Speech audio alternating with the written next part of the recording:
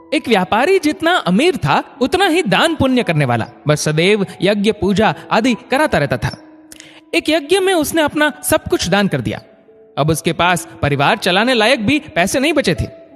व्यापारी की पत्नी ने सुझाव दिया कि पड़ोस के नगर में एक बड़े सेठ रहते हैं, वह दूसरों के पुण्य खरीदते हैं। आप उनके पास जाइए और अपने कुछ पुण्य बेचकर थोड़े पैसे ले आइए, जिससे फिर से काम धंधा शुरू हो सके।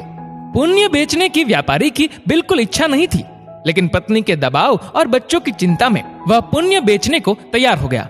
पत्नी ने रास्ते में खाने के लिए 4 रोटियां बनाकर दे दी। व्यापारी चलता चलता उस नगर के पास पहुंचा जहां पुण्य के खरीदार सेठ रहते थे। उसे भूख लगी थी। नगर में प्रवेश करने से पहले उसने सोचा भोजन कर लिया जाए। उसने जैसे ही रोटियां निकाली, एक कुतिया तुरंत ही अपने 3 बच्चों के साथ आ खड़ी हुई।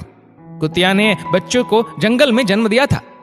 बारिश के दिन थे और बच्चे छोटे थे, इसलिए वह उन्हें छोड़कर नगर में नहीं जा सकती थी।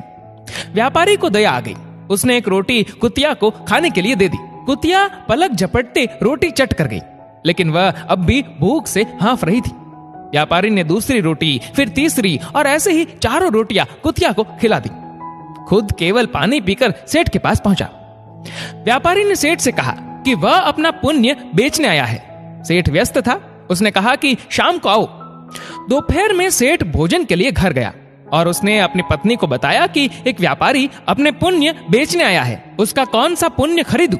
सेठ की पत्नी बहुत पतिव्रता और सिद्ध थी। उसने ध्यान लगाकर देख लिया कि आज व्यापारी ने कुतिया को रोटी खिलाई है। उसने अपने पति से कहा कि उसका आज का पुण्य खरीदना जो उसने एक जानवर को रोटी खिलाकर कमाया है, वह उसका अब तक का सर्वश्रेष्ठ पुण्य है। व्यापारी शाम को फिर अपना पुण्य बेचने आया। सेठ बोला, आज आपने जो यज्ञ किया है, मैं उसका पुण्य लेना चाहता हूँ। व्यापारी हंसने लगा। उसने कहा कि अगर मेरे पास यज्ञ के लिए पैसे होते तो क्या मैं आपके पास पुण्य बेचने आता। सेठ ने कहा कि आज आपने किसी भूखे जानवर को भोजन कराकर उसके और उसके बच्चों के प्राणों की रक्षा की है, मुझे वही पुण्य चाहिए। व्यापारी वह पुण्य बेचने को तैयार हो गया। सेठ ने कहा कि उस पुण्य के बदले वह व्यापारी को 4 रोटियों के वजन के बराबर हीरे मोती देगा। 4 रोटियां बनाई गई और उसे तराजू के एक पलड़े में रखा गया। दूसरे पलड़े में सेठ ने एक पोटली में भरकर हीरे जवाहरात रखे। पलड़ा हिला तक नहीं। दूसरी पोटली मंगाई गई, फिर भी पलड़ा नहीं हिला। कई पोटलियों के रखने पर भी जब पलड़ा नहीं हिला तो व्यापारी ने कहा, सेठ जी, मैंने विचार बदल दिया है, मैं अब पुण्य नहीं बेचना चाहता। व्यापारी खाली हाथ अपने घर की ओर चल पड़ा। उसे डर हुआ कि कहीं घर में घुसते ही पत्नी के साथ कलह न शुरू हो जाए। जहां उसने कुतिया को रोटियां डाली थी, वहां से कुछ कंकड़ पत्थर उठाए और साथ में रखकर गांठ बांध ली। घर पहुंचने पर पत्नी ने पूछा कि पुण्य बेचकर कितने पैसे मिले। तो उसने थैली दिखाई और कहा, इसे भोजन के बाद रात को ही खोलेंगे। इसके बाद गांव में कुछ उधार मांगने चला गया। इधर उसकी पत्नी ने जब से थैली देखी थी, उसे सब्र नहीं हो रहा था। पति के जाते ही उसने थैली खोली। उसकी आंखें फटी की फटी रह गई।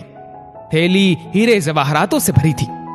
व्यापारी घर लौटा तो उसकी पत्नी ने पूछा कि पुण्यों का इतना अच्छा मोल किसने दिया, इतने हीरे जवाहरात कहां से आए। व्यापारी को अंदेशा हुआ कि पत्नी सारा भेद जानकर ताने तो नहीं मार रही, लेकिन उसके चेहरे की चमक से ऐसा लग नहीं रहा था। व्यापारी ने कहा, दिखाओ कहां है हीरे जवाहरात। पत्नी ने लाकर पोटली उसके सामने उलट दी। उसमें से बेशकीमती रत्न गिरे। व्यापारी हैरान रह गया। फिर उसने पत्नी को सारी बात बता दी। पत्नी को पछतावा हुआ कि उसने अपने पति को विपत्ति में पुण्य बेचने को विवश किया। दोनों ने तय किया कि वह इसमें से कुछ अंश निकालकर व्यापार शुरू करेंगे। व्यापार से प्राप्त धन को इसमें मिलाकर जन कल्याण में लगा देंगे। दोस्तों, विपत्ति काल में भी भगवान पर भरोसा रखकर सही राह पर चलना चाहिए। आपके कंकड़ पत्थर भी अनमोल रत्न हो सकते हैं। इस वीडियो को लेकर आपकी क्या राय है, नीचे कमेंट करके जरूर बताएगा। और अगर आपको वीडियो अच्छा लगा हो तो इस वीडियो को लाइक करेगा, शेयर करिएगा ज्यादा से ज्यादा लोगों तक। और ऐसे ही और भी इंस्पिरेशनल वीडियोस के लिए सब्सक्राइब करें हमारे यूट्यूब चैनल को और फेसबुक पर फॉलो करें हमारे पेज को। धन्यवाद।